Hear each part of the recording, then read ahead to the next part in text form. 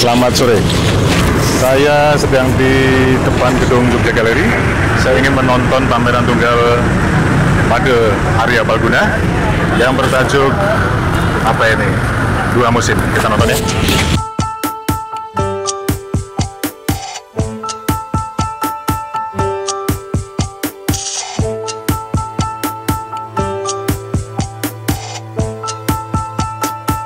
Nah, saya ketemu langsung dengan senimannya ini.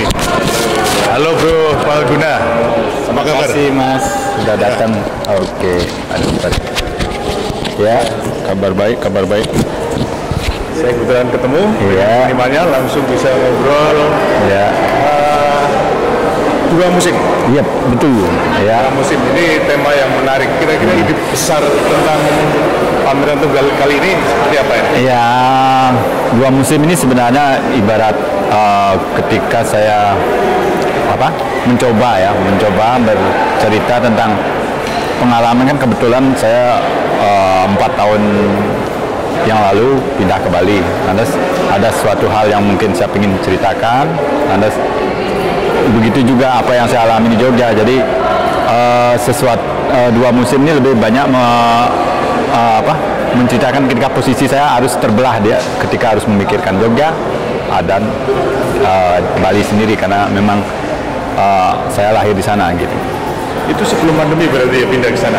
Iya, sebelum 2017. Problemnya apa dengan dua dunia yang sebetulnya nggak beda jauh, atau sebenarnya ada satu hal yang prinsipil beberapa perbedaan prinsipil menurut Anda? Iya, kalau Dua Musim ini ada beberapa, secara kultur sih sama ya, kita sama, begitu juga dengan etos kerja saya hampir sama, karena kondisi kan kembali ke senimannya. Itu yang perbedaan mungkin lebih ke apa yang saya alami secara personal. Jadi ketika saya ada di Bali, adanya benturan dengan ya entah itu saudara, orang-orang, karena memang ada hal hampir 25 tahun kan saya tinggal, meskipun ada acara mudik, ada apa, tapi enggak secara intens bersinggungan. Nah itu saya ceritakan, saya coba ungkapkan. Begitu juga ada hal-hal kesamaan yang mungkin terjadi yang saya alami di Jogja, atau itu ada sedikit kesamaan yang saya ungkap di sini gitu. Cuman saya memvisualkan lebih kayak sarkasme, jadi halus lah, nggak secara frontal gitu ya. Oh, eufemistik. Iya. Sarkas. Iya. Nah, ini menarik karena saya lihat sementara ini ya, secara visual, anjing-anjing dalam karyamu sudah minim ya. Itu ya bukan minim sih, masih ada anjing-anjing, cuman karena plot tema besar yang kita anggap lebih ke human ya, figur-figur manusia ketika interaksi antar manusia. Jadi anjing itu sebagai bagian aja. Jadi secara artistik masih beberapa saya anggap ya. Jadi ini mungkin dalam bahasa yang sempat populer itu in between gitu ya. Iya, in between. Tapi itu juga nyoal lagi-lagi soal identitas lagi kan? Iya, benar. Jadi ketika pengalaman secara langsung yang saya hadapi ketika saya harus ke Bali ya, meskipun saya orang asli Bali, Ubud tinggal, itu ada istilahnya kayak ada yang mempertanyakan, ada yang gimana sih, terutama dalam masalah adat. Jadi meskipun saya orang situ, masih ada kecanggungan saya sendiri sih sebenarnya. Jadi kalau untuk blended itu agak lama lah prosesnya. Nah itu yang. Jadi kayaknya pengen langsung nih, konkretnya bagaimana ide tentang Dua Musim itu dibumikan dalam karya-karya Palguna ya. Mungkin bisa menceritakan contohnya karya. Iya. Ini karya 3 dimensi. Iya. Nah ini di sini dah besar gitu ya. Ini sebenarnya saya memvisualkan, mengibaratkan saya terpecah. Jadi kepala ada di pulau satu, tangan ada di pulau satunya lagi. Jadi sebenarnya ada 3, cuman kaki belum. Jadi belum ketika karena keterlambatan. Jadi di sini saya mencoba memvisualkan kepala dengan segala pemikirannya gitu loh. Dan ada gerapiran-gerapiran. Sebenarnya ada bahasanya ini, cuman karena saya secara apa ya, saya nggak pingin juga permasalahan saya diketahui atau apa. Jadi saya tulis dengan huruf-huruf kaligrafi Jawa, ada beberapa kaligrafi Bali gitu. Jadi ini pengabdian saya ketika saya terbenam dengan larut dengan apa di satu pulau dengan permasalahannya gitu. Begitupun Wah, ini menarik nih. Terpisah antara kepala, tangan, pikiran, ya. mungkin tangan harus memegang di mana gitu kan. Oke, bisa langsung lihat ya, ya, langsung ya. silakan. Oke, kita bisa langsung lihat tangan yang ya. ada di ruang sebelah. Benar. Nah, ini menarik karena tangan ini ada gerak khusus. Iya. Gesture khusus. Iya, kayak gini. Gimana? Iya, memang. Jadi tangan ini saya bikin kayak Buddha itu dalam artian mudra gerakan Buddha saya ambil satu. Jadi saya ingin saya memberi istilahnya kalau dia memberi berkah dia.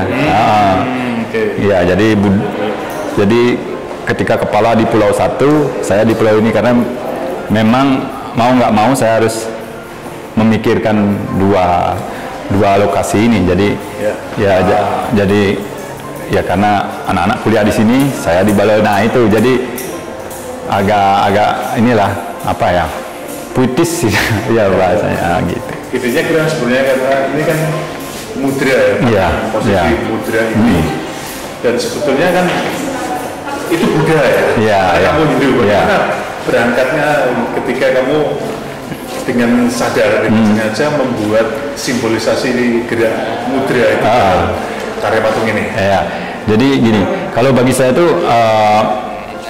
pemakaian gerak mudra itu kayaknya akan lebih nasional, lebih membumi ya, karena semua juga tahu gerakan gitu. Kalau di beberapa pendeta kita pakai agak sulit ini. Secara purpose istilahnya pemaknaannya agak sulit gitu. Makanya saya ambil salah satu gerakan gitu. Kan gerakan banyak sekali ya. Tradisi Hindu atau Buddha. Iya benar. Namaskara. Iya. Nah itu gerakan yang sebenarnya agak sulit untuk mengidentifikasikan bahwa itu pemberian berkah gitu kan, beri selamat. Nah ini gitu. Nah ini tadi kamu katakan sebetulnya ada 3 potongan tubuh. Iya, kaki satu lagi. Kaki. Bagaimana prosesnya? Apa itu agenda pameran ketiga? Pameran berikutnya? Ya mungkin. Tapi sebenarnya saya pinginnya ada tiga tempat itu. Jadi karena satu lagi kan Sumatera nih, istri dari Sumatera. Jadi itu kayaknya penyimbolannya akan lebih bagus meskipun entah mana yang saya taruh menimbulkan Bali, Jawa atau Sumatera gitu. Ya, kalau plan kedepannya ya mudah-mudahan. Ini pameran tunggalmu yang keberapa? Ke 14 atau 15 ya. 14 atau 15? Ya lumayan lah. Termasuk gitu ya, sering dan produktif ya? Ya karena memang saya mempunyai kesadaran harus mengupgrade. Pertama mengupgrade, terutama ke audien gitu kan. Ke audien ketika kita harus tunjukkan apa plus minusnya, kita harus terima itu. Nah itu aja. Jadi kalau kita simpan di studio ya mungkin ya untuk dibeli atau dijual itu oke lah. Tapi progres atau step yang kita dapat dari pencapaian itu apa? Nah itu yang saya ingin outputnya. Termasuk pameran tunggal di luar? Tunggal dulu ada. Nah, sebetulnya ide pameran ini banyak juga dipicu oleh problem apa lagi selain soal itu? Ya sebenarnya lebih gini juga yang seperti instalasi di atas ya, mungkin yang rambut itu. Itu kan saya coba gini ketika awal datang gitu kan. Ada beberapa entah itu saudara atau orang yang saya lihat agak gini lah istilahnya apa, ada benturan-benturan, sekat-sekat mereka kan, meskipun mereka bersaudara. Jadi makanya saya gambarkan ada lukisan Ruth di atas itu, bahwa sebenarnya meskipun ada benteng-benteng di antara kita satu ibu. Ya, ini rambut itu. Ya. Sid itu ya? Ya. Judulnya Sid itu bukan? Ruth.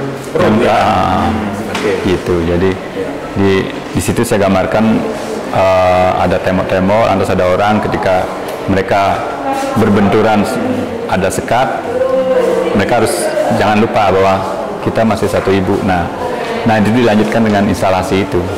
Gitu. Sebelum kita lihat ke sana langsung ya instalasi, mungkin kita bisa juga ingin diberi gambaran tentang yang naratif tentang secara umum karya-karya yang dua dimensi ini. Oke. Ini ada pergeseran yang cukup besar nggak dalam visualisasi karya-karyamu? Kalau secara visual, Kena cahaya. Ya. Kalau secara visual sih sedikit pewarnaan, mungkin ya pewarnaan beberapa yang lebih detail lah dari sebelum-sebelumnya. Karena saya lebih cenderung ke menggali tema yang saya angkat. Jadi kadang-kadang enggak saya garap sedetail yang lain, makanya ada beberapa variasi karya yang dengan cuma teknik karkol, ada tinta aja, ada pewarnaan itu yang. Ada eksperimentasi yang apa yang diupayakan di pameran kali ini? Eksperimen secara visual? Secara visual, secara gagasan barangkali gitu? Ya, pertama mungkin tentang penggunaan karkol dan instalasi dengan rambut itu sendiri. Lantas plat ini, patung-patung yang karena memang bagi saya secara visual patung dibikin besar itu akan lebih shocking ya, lebih menarik karena itu mengangkat tema yang kita ingin tonjolkan gitu. Meskipun mungkin dianggap cukup mungkin cukup remeh tapi menarik ketika memajang karya lukisan yang lebih kecil dibanding frame-nya. Itu juga sebuah eksperimentasi ya menarik juga. Idenya dari mana ini? Bagaimana? Oke. Itu ya seperti ini ya. Jadi ketika karya, mungkin kita belum ngomong itu, karya seperti ini. Jadi karyanya kan monte down board ini, monte down board. Lantas ketika saya harus di frame aja sih, harus dibingkai, masa harus kayak gitu. Nah, kebetulan saya punya kanvas kosong, lalu saya coba, ini bagus nih. Begitu juga dengan itu. Jadi proses dapatnya ide itu ketika ada pemotretan. Jadi ketika si pemotret minta double tip untuk masang, saya kebetulan punya frame, jadi saya frame taruh situ, terus lukisannya taruh aja foto. Nah, ketika di foto itu dimulai kenapa nggak dipajang seperti ini. Nah mungkin ya keberanian aja dan ada unsur main-main itu yang bikin saya berani menampilkan lah, karena memang kayak nggak ready tapi unik juga ternyata gitu. Jadi tidak konvensional lah ya. Iya, benar. Sesuatu yang berbeda gitu. Itu. Nah, kemudian kalau gagasan pameran dengan pameran untuk sebelumnya itu cukup melompat jauh nggak dengan yang sekarang? Kalau ya agak melompat karena memang kemarin pameran tunggal yang terakhir di Sika Gallery itu memang betul-betul tentang pandemi 2021. Jadi puncak-puncaknya. Ya karena beberapa karya itu memang saya bikin ketika kita awal-awal pandemi, jadi nggak boleh keluar berkutat dengan material yang ada waktu itu. Nah itu jadi kayak karya itu memang jadi spesial karena momen dan spesial karena beberapa material yang dipakai seadanya gitu kan, kayak karkol, larang, kertas, sama kanvas yang nggak dicat gitu kan. Nah itu kayaknya kita ingin langsung itu ya, nonton karya yang di atas ya, rambut titik ya. Oke, putar sini dulu ya. Ini mungkin saya perlu jana. Nah dia ruangan ini banyak berkisah tentang hidup itu saya never flat. Nah makanya itu karya kuncinya. Jadi Life is never flat. flat. Iya, jadi kita berenang kayak berenang kan, naik turun, berkeringat juga. Nah ini beberapa pecahan-pecahan apa ya, kayak seperti ketika saya menyanjung istri lah istilahnya, itu dengan kuda hijau dari gimana si ya, bukan he ya, bukan makanya si. ya, jadi dia gimana dia tetap mensupport saya gitu kan. Lantas ini juga dengan enigma, di mana teka-teki ketika ini saya membicarakan ketika orang udah titik nadirnya itu baru ingat dengan Tuhan kan. Jadi udah baru dia ingat sembahyang apa. Nah ini tentang apa? Ketika ini tentang Twitter, ini burung Twitter saya. Jadi dimanapun kicauannya Twitter itu tetap akan ada kekuasaan besar yang memantau gitu. Nah ini tentang toleran. Jadi ini saya menggambarkan tentang orang Cina ya. Cina, orang-orang kita yang dimana mereka terpenjara sebenarnya, itu bayangan penjara. Jadi meskipun mereka hidup dengan kemewahan, tapi segmen negatif orang-orang kita itu tetap ada. Jadi itu kan saya sosial kayak seperti terpenjara. Iya, ya gitu. Jadi itu. Wah, menarik nih. Jadi simbolik ya. Ya makanya saya berani enggak ini. Ini ketika ketakutan saya di sini, jadi sleep one eyes open. Jadi ya itu ketika tidur itu kan segala sesuatu bisa terjadi kan, kita orang baru apalagi adanya kejahatan apa. Jadi saya membayangkan saya tidur dengan satu tidur mata enggak gitu, sleep with one eyes. Seperti harus berjaga terus. Ya gitu ya bahasanya gitu. Nah, ini seperti mengumpat juga ini. Ya ini mengumpat, jadi dengan gerak gestur tangan ya. Ya itu gestur tangan ya, karena ditampar kan, jadi ya jadi umpatan ketika kita nggak akan keluar ini kalau nggak ibaratnya ada aksi. Ada aksi ya, betul. Ya. Senggol bacok. Ini langsung naik juga. Ya, ayo. Tapi sisi yang lain menarik, kamu sebetulnya sudah beberapa kali atau mungkin sering ikut residensi ya? Di luar ya. Ya. Residensi itu seberapa penting sih bagi seniman, khususnya buat kamu lah ya? Oh, bagi saya itu sangat penting itu. Jadi apa ya? Ketika kita melakukan residensi, kita banyak, pertama mungkin secara visual kita akan banyak gesekan kan. Lantas kedua banyak ketemu kurator, lantas banyak ketemu teman yang mau nggak mau itu akan mempengaruhi pola pikir, cara kerja yang selama kita masih mau menerima masukan. Karya rambut itu dari sini. Bisa oke, sebentar. Karya rambut ya. Jadi di sini kan judulnya Hakiki. Jadi di sini saya menceritakan bahwa yang kuning ini kan laki-laki lah ya. Meskipun dominasi mereka tetap besar, tapi wanita dengan segala kelembutannya itu tetap yang mensupport kita gitu, yang memberi kita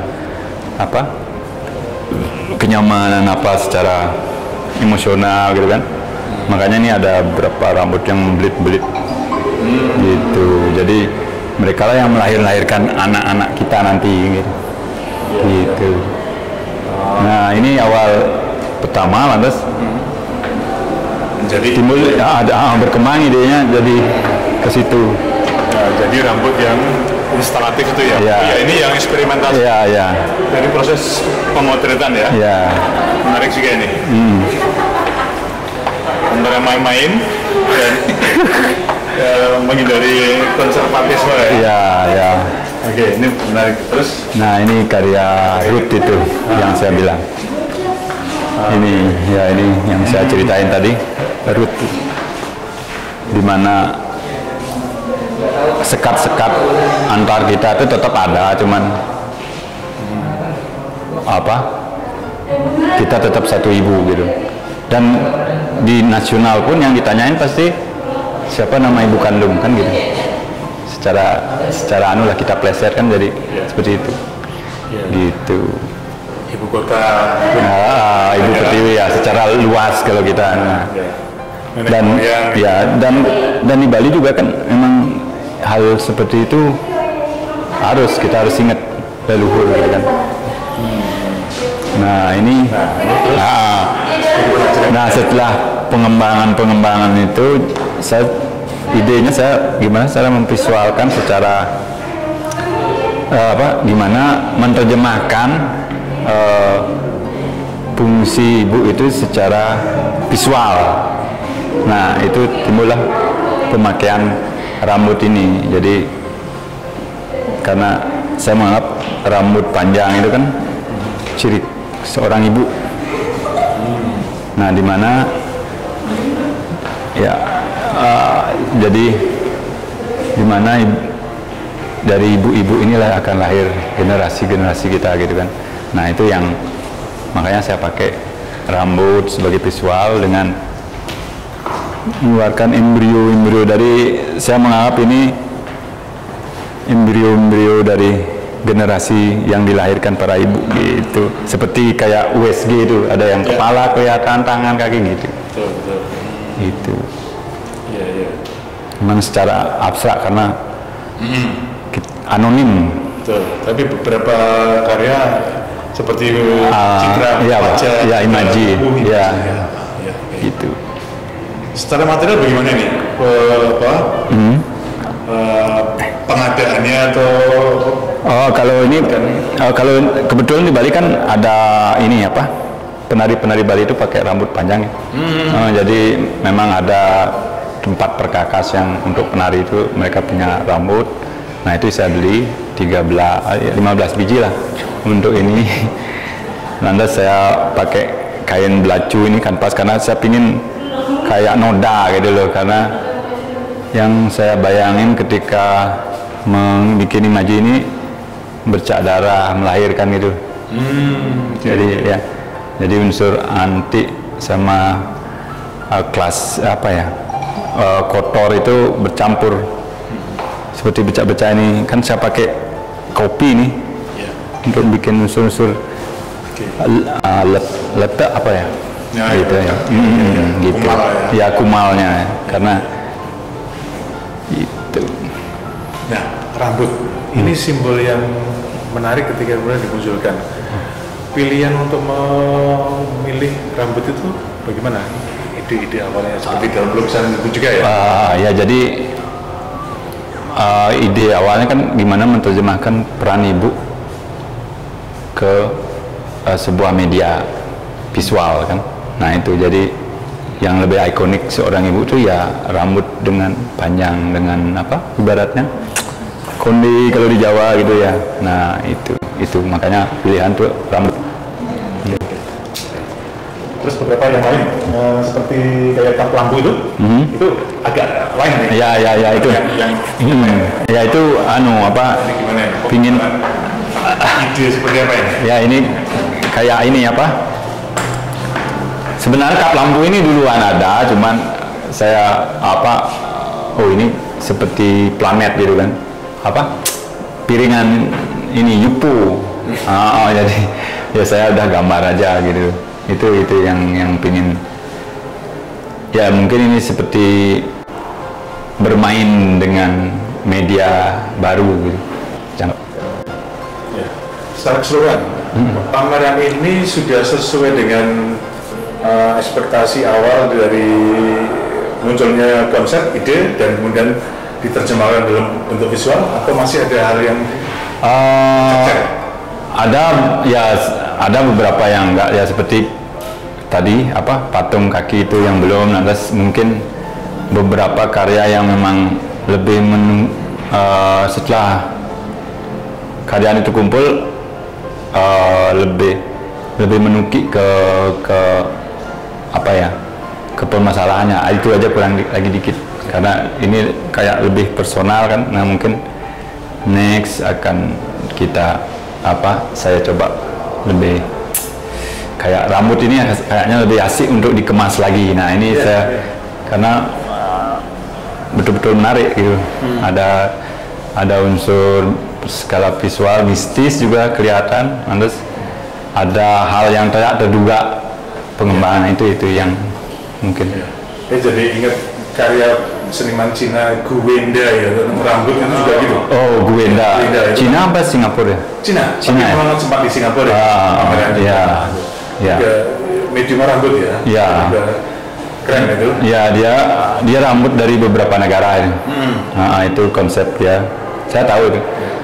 Dia kan dikencingin kayaknya itu. Iya. Ya.